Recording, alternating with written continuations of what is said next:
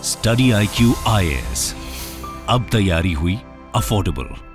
नमस्कार दोस्तों, आप सभी को याद होगा 5 अगस्त 2019 का वो दिन जब होम मिनिस्टर अमित शाह जी के द्वारा अनाउंस किया गया कि आर्टिकल 370 जो है वो खत्म किया जा रहा है। अब ये जो अनाउंसमेंट था उसको लेकर काफी ज्यादा प्रोटेस्ट भी हुआ। कश्मीर के अंदर बड़े मात्रा में जो सेना है उसको तैनात किया गया था, वो सब हमने देखा था। लेकिन ऐसा लग रहा था कि इन सारे मसलों के बीच में जो जम्मू कश्मीर में है वहीं तक प्रॉब्लम सीमित है।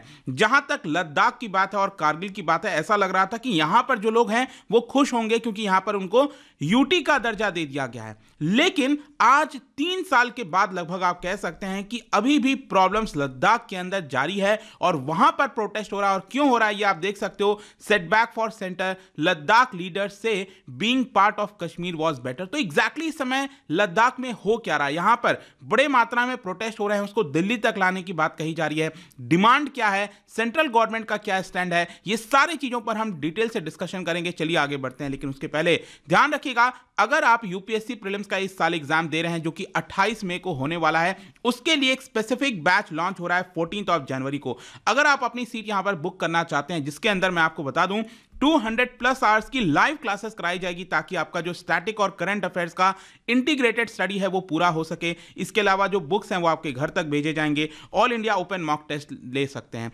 इसके अंदर आपको यहां पर हमारे वेबसाइट, ऐप या फिर कमेंट सेक्शन में इसका लिंक मिल जाएगा, वहां पर जाना है और कोड इस्तेमाल करना है अंकित लाइव, ताकि सबसे कम दाम पर आप इसको ले सकें। अगर आप पूरे साल का मतलब कि पूरे यूपीएससी का 2024 के लिए प्रिपरेशन करना चाहते हैं तो ये वाला कोर्स ले सकते हैं। इसका जो बैच है वो 20th से स्टार्ट हो रहा है। या फिर एनसीईआरटी कोई भी कोर्स लेना है, use the code Ankit live to get the maximum discount. इसके अलावा और अगर आपको एमसीक्यूज अटेम्प्ट करना है तो मेरे इंस्टा पेज पर जाइए, वहां पर स्टोरीज में जितने भी एमसीक्यूज हैं उसको आप अटेम्प्ट कर पाएंगे। तो चलिए शुरुआत करते हैं और सबसे पहले देखते हैं एग्जैक्टली अभी हो क्या रहा है। देखिए, लद्दाख के अंदर आपको समझना है कि जब हम लद्दाख की बात करते हैं तो इसमें 2 मेन इंपॉर्टेंट रीजन है। जो यूटी है ना पूरा, तो इसके 2 इंपॉर्टेंट, एक तो येलो कलर में जो आप देख रहे हो लद्दाख का जो पूरा एरिया है, और इसके साथ साथ ये कारगिल का एरिया आप देख रहे होगे। तो यहां पर इन दोनों जगहों पर जो 2 मेन पॉलिटिकल बॉडीज हैं, जिसका नाम है, जैसे लद्दाख से रिलेटेड है इसका नाम है ले एपेक्स बॉडी, और जो कारगिल से रिलेटेड, ये जो कारगिल आप देख रहे हो इससे रिलेटेड जो बॉडी है इसका नाम है कारगिल डेमोक्रेटिक अलायंस। उन्होंने क्या किया है कि होम मिनिस्ट्री के द्वारा, जो सेंटर में होम मिनिस्ट्री है, अमित शाह जिसके मिनिस्टर हैं, उनके द्वारा एक हाई पावर्ड कमिटी का गठन किया गया था ताकि लोगों की, मतलब कि वहां पर जो लोगों की डिमांड है, जो भी कुछ प्रॉब्लम है उसको सुलझाने की कोशिश की जाए। जो लोग वहां पर जॉब्स की रिक्वायरमेंट मांग रहे हैं, वहां पर कई सारी जो भी दिक्कतें हैं उसको सुलझाया जाए, इसके लिए एक हाई पावर्ड कमिटी का गठन किया गया था अभी 2 जनवरी को।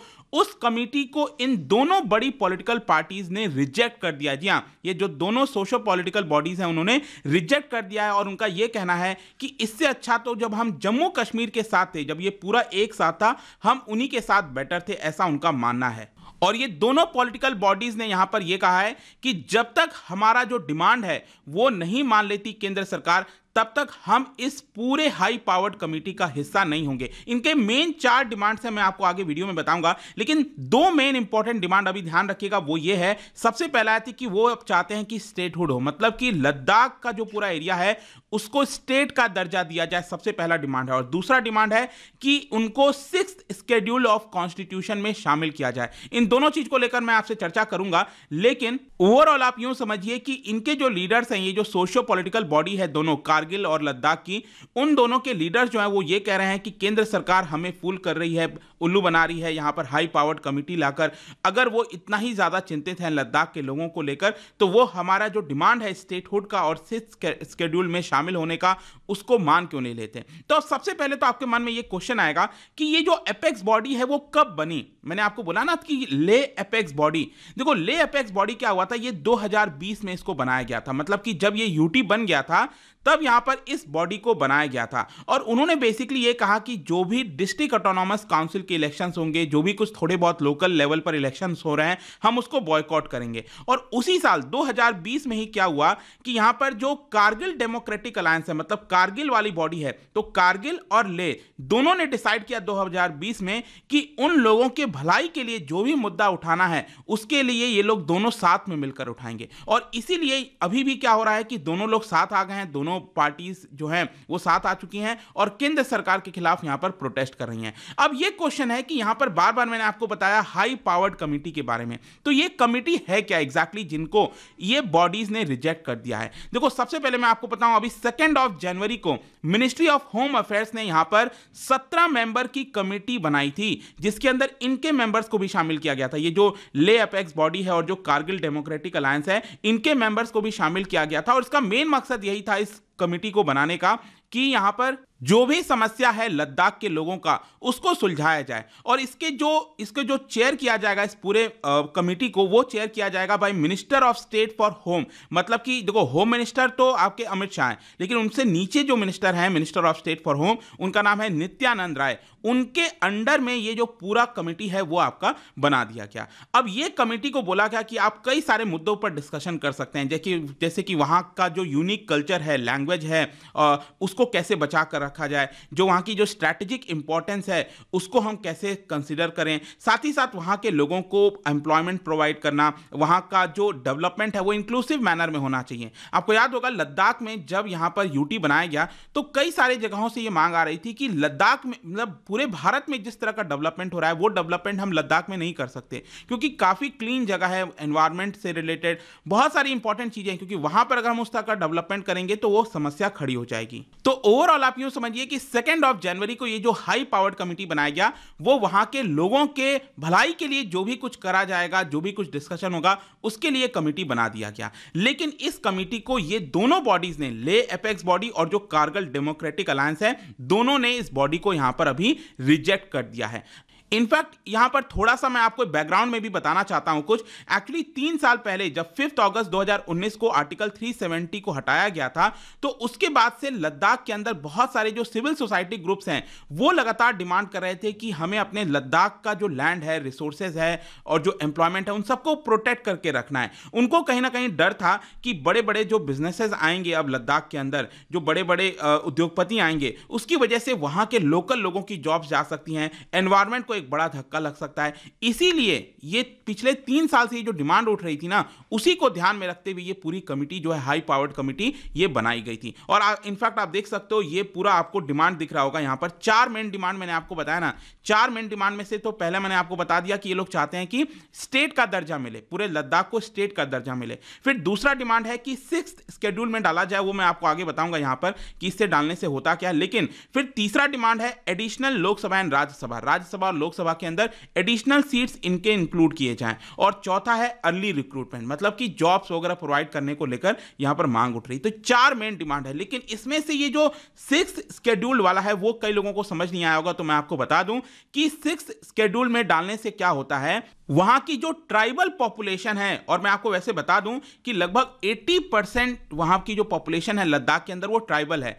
तो बेसिकली उनका मानना है कि हमारे पास बड़े मात्रा में ट्राइबल पॉपुलेशन है, तो उनके इंटरेस्ट को प्रोटेक्ट करने के लिए अगर मान लो किसी डिस्ट्रिक्ट को, मान लो उत्तर प्रदेश का कोई डिस्ट्रिक्ट है, अगर उसको 6th शेड्यूल में डाल दिया जाता है तो उस डिस्ट्रिक्ट में यहां पर एक ऑटोनॉमस डेवलपमेंट काउंसिल होगा। वो क्या करेगा, उस डिस्ट्रिक्ट के अंदर जो भी लॉज वगैरह से रिलेटेड चीजें बनानी है, लैंड को लेकर, हेल्थ को लेकर, एग्रीकल्चर को लेकर, तो वो उसी डिस्ट्रिक्ट के अंदर उसको घोषित किया जाएगा। मतलब कि बहुत सारे पावर मिल जाते हैं अगर आपका डिस्ट्रिक्ट 6th शेड्यूल में आ जाता है। अभी अगर आप प्रेजेंट में देखोगे ना, तो यहां पर आसाम, मेघालय, त्रिपुरा और मिजोरम, मैं इसको इस तरह याद करता हूं, एटीएम और एक और एम लगा दो, तो आसाम, त्रिपुरा, मिजोरम और मेघालय, ठीक है। तो ये 4 राज्य के अंदर 10 ऐसे डिस्ट्रिक्ट्स हैं, 10 ऐसे ऑटोनॉमस काउंसिल भी आप कह सकते हो, 10 ऐसे ऑटोनॉमस काउंसिल्स हैं जिनको बनाया गया है, जो इन 4 राज्यों में आपको देखने को मिलेगा। और इनके पास कई सारे पावर्स होते हैं, इस ऑटोनॉमस काउंसिल के पास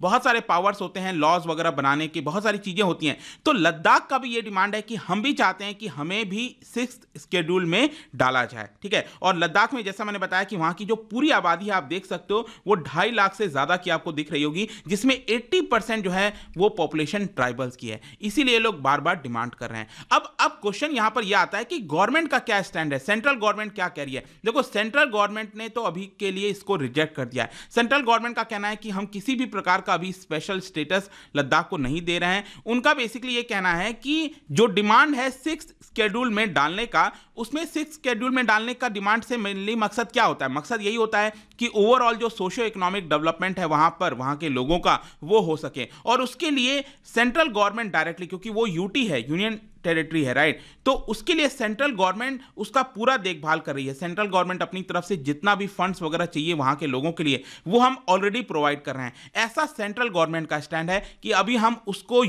किसी भी प्रकार का स्पेशल स्टेटस देने के लिए रेडी नहीं है। और इनफैक्ट मैं आपको बताऊं तो अभी रिसेंटली राज्यसभा के अंदर 13 दिसंबर को 2022 में अभी रिसेंटली यहां पर एक रिपोर्ट टेबल किया गया था। उस रिपोर्ट के अंदर यह बताया गया था कि यहां पर लद्दाख का जो एडमिनिस्ट्रेशन है, उन्होंने रिसेंटली वहां पर शेड्यूल्ड ट्राइब्स के लिए जो डायरेक्ट रिक्रूटमेंट है उसको 10% से बढ़ाकर 45% का रिजर्वेशन कर दिया एक प्रकार से। तो मतलब वहां पर जो जॉब्स का प्रोटेक्शन है उसको भी हमने यहां पर बढ़ा दिया है। इसीलिए सेंट्रल गवर्नमेंट कह रही है कि हम और किसी प्रकार का स्पेशल स्टेटस नहीं देंगे। तो फाइनली कंक्लूजन क्या निकलता है? देखो, कंक्लूजन यहां पर यह है कि जो प्रोटेस्टर्स हैं वो लगातार डिमांड कर रहे हैं कि हमारी जितने भी मांगे हैं उसको पूरी की जाए। और साथ ही साथ उनका यह भी कहना है कि जो 17 मेंबर्स की हाई पावर्ड कमिटी बनाई गई है उसमें हमारे ज्यादातर मेंबर्स को एक्सक्लूड कर दिया गया है। उनका कहना है कि हमने 15 नेम्स को सुझाया था, पहले तो इस कमेटी के अंदर 15 नेम्स को इंक्लूड किया जाए, तभी हम इस कमेटी के अंदर शामिल होंगे और बातचीत करेंगे। फिर इसके अलावा उन्होंने कहा है कि ये जो पूरा एजिटेशन है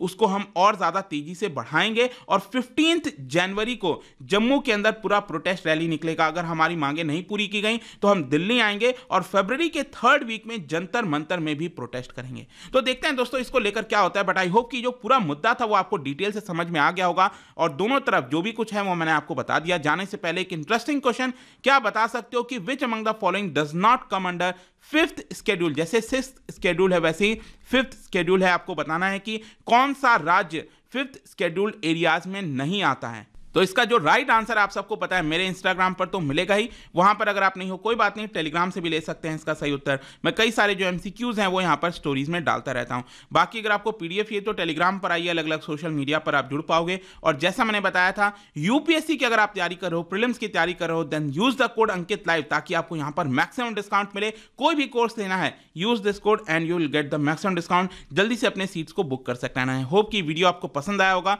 मिलता हूं आपसे next time. Till then thank you very much, see you soon. Study IQ IAS, अब तैयारी हुई अफोर्डेबल।